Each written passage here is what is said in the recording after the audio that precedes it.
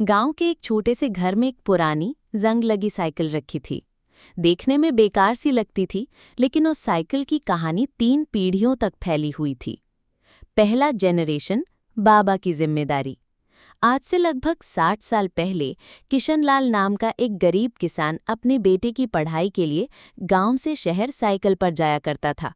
School दूर था और पैदल चलकर समय बर्बाद होता था। किशनलाल ने 50 रुपए उधार लेकर एक छोटी साइकिल खरीदी। वो जानता था कि ये उधार जल्दी चुकाना आसान नहीं होगा, लेकिन बेटे की पढ़ाई के लिए ये जरूरी था। कई सालों तक उसी साइकिल पर चलते चलते किशनलाल ने बेटे को पढ़ाया, खुद खेतों में मेहनत की और धीरे धीरे कर्ज चुकाया। लेकिन वो कर्ज सिर्फ पैसे का नहीं था। उस साइकिल ने उसके जीवन का एक हिस्सा छीन लिया था, उसकी सेहत, उसका समय। दूसरा जनरेशन, पिता की लड़ाई। किशनलाल का बेटा रामू पढ़ लिखकर एक छोटा सरकारी क्लर्क बन गया। अब वो खुद बाप बन चुका था। पुरानी साइकिल अब भी घर में थी, लेकिन अब रामू की बेटी कविता उसी साइकिल पर स्कूल जाया करती थी। साइकिल अब खड़खड़ाने लगी थी, टायर घिस गए थे, लेकिन रामू के पास नई साइकिल खरीदने के पैसे नहीं थे।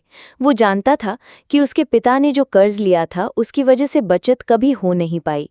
फिर भी कविता हर रोज उसी साइकिल से स्कूल जाती और सपने देखती, शहर जाने के, कॉलेज जाने के।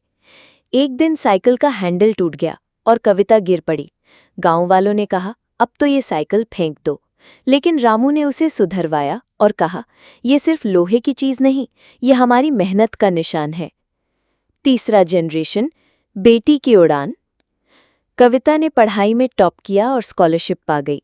वो शहर के कॉलेज गई और बाद में एक सफल इंजीनियर बन गई। कुछ साल बाद जब वो गांव लौटी तो उसने उसी पुरानी साइकिल को देखा, अब दीवार से टिका कर रखी हुई, धूल से भरी। उसने साइकिल को उठाया, साफ किया और एक छोटी सी प्लेट उस पर लगवाई। साइकिल का कर्ज, 3 पीढ़ियों की मेहनत। उसने गांव में एक फ्री साइकिल बैंक शुरू किया, ताकि कोई और बच्चा सिर्फ इस वजह से पीछे न रह जाए कि उसके पास स्कूल जाने के लिए सवारी नहीं है।